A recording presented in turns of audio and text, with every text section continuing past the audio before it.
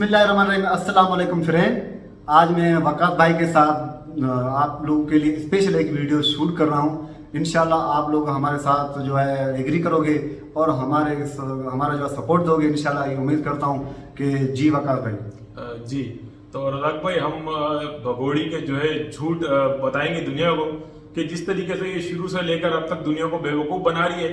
और रज़ाक भाई, पहले तो सिर्फ चंद लोग थे, कुछ जो इसके 4-6 चाटू चपाटू थे, जिसमें जब मैं उनका नाम लूंगा तो वो अकेडमी ऑफ लाइफ या और पता नहीं कितने सारे, सिर्फ वो कोई 2-4 लोग थे जो इसका सपोर्ट करते थे। तो कल की एक मैं लाइव देख रहा था जिसके अंदर जैसे कि आस्था माली ने बताया कि जब मैं वहां गई थी रघुपुरा में, इसके वहां पर ना सीमा के करीब में, तो वो आस्था माली बताती है कि इस वक्त सीमा के तो रघुपुरा के अंदर इतनी यानी कि उठावगिरी सीमा की जा रही है, चाटुकारी की जा रही है, क्योंकि सीमा ने दुनिया को मुख्तलिफ वहां के जो लोग हैं रघुपुरा के, उनको चैनल बना के दे दिए, उनको प्रमोट कर रही है, उनको चैनल से शॉर्ट आउट दे रही है। तो वो भूखे नंगे कुछ लोग, मैं सबका नहीं कहूंगा, रघुपुरा के सारे लोग खराब नहीं है, कुछ जो भूखे नंगे लोग थे वो जो खुद आटे के लिए तरसल थे, वो कहते हैं कि जी फलाना और ढिमकाना पाकिस्तान में आटा नहीं है या फलाना नहीं है। खुसूसी जैसे सीमा कहती है पाकिस्तान में आटा है नहीं है, इससे ना तो सीमा का कोई गर्ज है ना तो हमारे हिंदुस्तानी बहन भाइयों का कोई गर्ज है। तो प्यारे बहन भाइयों, जिस तरीके से ये गैर कानूनी तौर पर घुस के महिला आपके मुल्क में बैठी हुई है, कभी ये हिंदू मुस्लिम कार्ड खेलती है, कभी ये जो है पाकिस्तान के खिलाफ बोलती है, कभी ये हिंदुस्तान पाकिस्तान करती है। तो प्यारे बहन भाइयों, ये आपका फर्ज है इस महिला को, जिसकी वजह से आपके मुल्क में आज और प्लस आपके कानून के बारे में जैसे कि एपी सिंह ने दुनिया को जग हसाई करवाई है, यानी कि गुलाम हैदर एक मासूम शख्स है, गुलाम हैदर एक मजलूम बाप है, उसके मासूम 4 बच्चे उससे तकरीबन 5 साल से दूर है, 3 साल नहीं, 3.5 साल नहीं, 1.5 साल नहीं, उससे उसके मासूम बच्चे 5 साल से दूर है। कैसे? 3.5 साल वो सऊदी अरब में बेचारा गुजार कर आया, उसके बाद अब उसको 15 महीने होने वाले, यानी कि 1.5 साल हो जाएगा 2 महीने बाद। तो वो शख्स अपने बच्चों से 5 साल से दूर है। तो प्यारे बहन भाइयों, कभी आपने या मैंने उसका दर्द कभी सोचा है कि वो किस दर्द से, किस कर्ब से गुजर रहा है? तो प्यारे बहन भाइयों, अगर अल्लाह ना करे वो वक्त हम पर या किसी और पे आ जाता है तो हम शायद 5 मिनट भी वो दर्द बर्दाश्त न कर सके, क्योंकि अगर हमारा बच्चा बराबर वाले कमरे में भी खो जाता है ना तो हम लोग परेशान हो जाते हैं। तो प्यारे बहन भाइयों, आप इससे अंदाजा लगाइए कि वो गुलाम हैदर अपने बच्चों से 5 साल से दूर है और वो भगोड़ी रोजाना नए पे नए झूठ बोलती जाती है और कुछ लोग उसकी बातों को एग्री करते हैं। तो वो रज़ाक भाई, आप कुछ पुलिस के हवाले से बोलना चाह रहे थे? जी हाँ, मैं बात कर रहा था कि जब ये पुलिस के पास थी ना, जब ये जेल के अंदर, जी, तो वहाँ इनके साथ क्या क्या होता था वो तो हमारे साथ इसने शेयर नहीं किया। वो तो हमें जो है अंदरूनी जो है हमें पता चला कि वहाँ इसके साथ क्या हो रहा था। जी, वो तो ये बात किसी के साथ शेयर नहीं करे, ना ही तो किसी पुलिस की इसने कंप्लेन की है, क्योंकि ये वहाँ पे खुश थी। जब ये इसके साथ कोई भी इसका सपोर्टर नहीं था, जब इसको सपोर्टर मिल गया, जब एपी सिंह वहाँ आ गया, जब टोपी सिंह ने इसकी जमानत दी, जब इसका दरमियान में आ गया, उसके बाद ये लोगों के ऊपर उंगलियां उठाने इसने शुरू कर दिए कि वो गंदा है, ये फलाना है, वो सुल्तान है।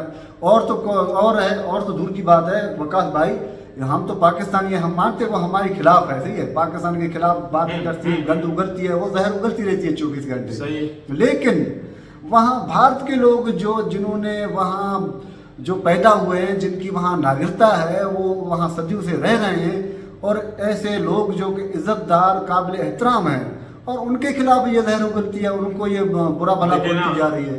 पता है क्या रज़ाक भाई जी, ये भगोड़ी कहती है कि मैं वचन लेती हूँ, मैंने आज तक कभी हिंदुस्तानी को बुरा भला नहीं कहा है। तो क्या रज़ाक भाई, आप सबसे पहले तो ये बात बताएं, ये औरत जो अपने मुल्क की ना हो सकी, अपने माँ बाप की ना हो सकी, अपने शोहर की ना हो सकी, दूसरी बात मैं कहूँ तो ये अपने बच्चों की भी नहीं हो सकी। देखें रज़ाक भाई, कोई ये दुनिया की पहली औरत नहीं है जिसके ऊपर कोई गम के पहाड़ टूटे हुए थे। पहली बात तो ये खुश रह रही थी। आप इसकी तमाम वीडियोस उठा के देख लें, ये जफर बलोच के साथ हो, ये किसके भी साथ हो, ठीक है, किसके भी साथ हो, इसको आप देख लें, आपको इसके रहन सहन अंदाज से ऐसा नजर आता है कि यहाँ पर ये मतलब परेशान थी, पीड़ित थी मैं, आपको ऐसा नजर आता है कहीं यहाँ पर ये पीड़ित थी, यानी कि परेशान थी? कभी भी नहीं। आप इसकी तमाम वीडियो उठा के देख लें, ये कहती है कि पाकिस्तान में औरतों को जुल्म किया जाता है, पाकिस्तान को औरतों को पाकिस्तान में 4 दीवारी के अंदर रखते हैं। तो आप इसकी पुरानी वीडियो उठा के देख लें, जो ये खबर बलोच के साथ बिन कासिम पार्क कराची के पार्क में घूम रही है, तो आपको उससे कहीं लगता है कि ये पर्दा करती थी, ये बुर्का पहनती थी, ये चार दीवारी में रहती थी? और मैं ये कहता हूं रज़ाक भाई, ये भगोड़ी और उसका भैया जैसे कि शुरू में कह रहे थे कि जी इसको हिंदुस्तान और पाकिस्तान के अंदर इस पे जुल्म होता था, फलाना होता था, ढिमकाना होता था। ये जो भगोड़ी है ये इतनी चालबाज और इतनी एहसान फरामोश है, ये कहती है मैंने कभी किसी भारतीय को बुरा भला नहीं कहा। तो देखें, सबसे पहले जो इसको भारत में शरण दिलवाई ना, वो है हेमंत पराशर सर। ठीक है, हेमंत पराशर सर ने इसको बेल दिलवाई। ठीक है, जब ये केस मशहूर हो गया, फेमस हो गया, भाई सीमा इधर, सीमा इधर, सीमा इधर, तो वो जो बिना पूंछ और बिना मूछ वाला जो वकील है चलता फिरता एपी सिंह, टोपी सिंह, वो बीच में आ गया। ठीक है, उसने देखा कि इस केस में तो बड़ी टीआरपी मिलने वाली है, तो वो कूद के सीमा को हरे बागात दिखाए, एक रात अपना फार्म हाउस दिखाया। तो सीमा तो पैसों की शौकीन है। ठीक है, वो ये लप्पू जो कहती है कि मैं लप्पू के प्यार में गई, लप्पू में ऐसा कोई प्यार लायक नजर आता है आपको? नहीं नहीं, दुनिया ये कहती है ये जो लप्पू है, लप्पू सीमा का बड़ा बेटा लगता है। अरे यार, उसमें प्यार करने लायक है क्या? पहले तो ये बताएं। ना उसकी शक्ल है, ना उसकी सूरत है, ना उसकी बॉडी है, ना उसके बाद एक मिसाल है, जैसे कि अगर चलो मानता है इंसान कि यार वो कारोबारी आदमी होता, भाई इसमें पागल हो गई कारोबारी आदमी, अगर मानते चलो वो खूबसूरत होता, तो कहते भाई, हम कहते कि सीमा दिल फेंक गई, भाई दिल फेंक हो गई, दिल फरिफ्ता हो गई कि भाई बड़ा खूबसूरत कोई शख्स था, उसके चक्कर में सीमा चले गए। यार उसकी शक्ल देख के तो ऐसा लगता है कि जैसे कोई रेगिस्तानी गीदड़ हो, कि साले को जो कभी खाने को भी मिलता ना हो, जिसने कभी पेट भर के खाना ना खाया हो, ये उससे प्यार लड़ा रही है। हकीकत है वकाल भाई, ये बिल्कुल आपकी बात हकीकत है।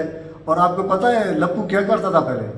क्या करता था? इसका बाप भी डकैत था, इसका दादा भी डकैत था, ये भी चोरियां करता था। और क्या करता था? ये गटरे साफ करता था। बिल्कुल करता होगा। हाँ, इसकी जो है, इसको 10,000 मिलते थे और 10,000 की सैलरी में ये गटरे साफ करता था। इसका जी, ये जी, बिल्कुल। इसकी जो असली जो औकात है ना, ये है इस बंदे की औकात। यार अभी तो वो थोड़ा सा बहरहाल उसको हमारी जो भगोड़ी है ना, वो क्रीमे श्री में लगा के जो है ना, वो तो अभी आजकल इसको रगड़ती रहती है। हाँ, बड़ा रगड़ के पप्पू बनाने की कोशिश कर रही है, मगर वो बनेगा नहीं। उसकी शक्ल वही चिमकालड़ जैसी है साले की।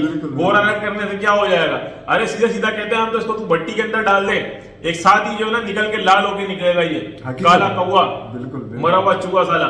हाँ, तो राग में हमारी बात चल रही थी कि एपी सिंह जैसी साला कूद पड़ा ना, तो बस एपी सिंह ने टीआरपी बटन शुरू करी। उससे पहले इस भगोड़ी ने कभी नहीं कहा कि मेरी हैदर से डिवोर्स हो गई थी। उससे पहले कहती थी मैं प्यार में आई हूँ, मैं प्यार में आई हूँ, मैं प्यार में आई हूँ। ठीक है, कि मैं वहां खुश नहीं थी, हमारी लड़ाई झगड़े रहते थे, हमारा जो रिश्ता अच्छा नहीं था, सिर्फ ये तक था। जैसे ही एपी सिंह आया, ये क्या बोलता है एपी सिंह, भाई तुम बोलो कि डिवोर्स हो गई थी, तो इसने शुरुआत कर दी कि हमारी डिवोर्स हो चुकी है। और इसने मजीद बहुत सारे झूठ बोले, फलाना ढिमकाना। तो रज़ाक भाई, ये औरत शुरू से ही झूठ पर बनी हुई थी। और क्या इसने एक और बात कही कि मैंने कभी भी जो है अपने में वचन लेती हूँ, मैंने कभी भारतीय को अपने बहन भाइयों गाली नहीं दी। तो प्यारे बहन भाइयों, आप ये बताओ, जो हेमंत पराशर सर है, क्या वो इंग्लिस्तान से आए? क्या वो लंदन में रहते हैं? कहाँ रहते हैं? इसी तरीके से जो मोमिन मलिक सर हैं, वो भी तक भारतीय हैं, ओरिजिनल भारतीय नागरिक हैं। वो कहाँ रहते हैं? वो हिंदुस्तान में नहीं रहते, उनके पास नागरिकता नहीं है। तो मैं रज़ाक भाई हैरान होता हूँ उन लोगों पे जो सपोर्टर इसके बने हुए हैं। मजे की बात यह है, ये भगोड़ी गैर कानूनी तौर पर इनके मुल्क में घुस के बैठी हुई है। और मतलब एक जो भी इसने क्रिमिनल एक्टिविटी के अंदर ये पाई गई है ना, जाहिर सी बात है क्रिमिनल घोषित होती है, इलीगल इसने भारत में एंट्री करी है।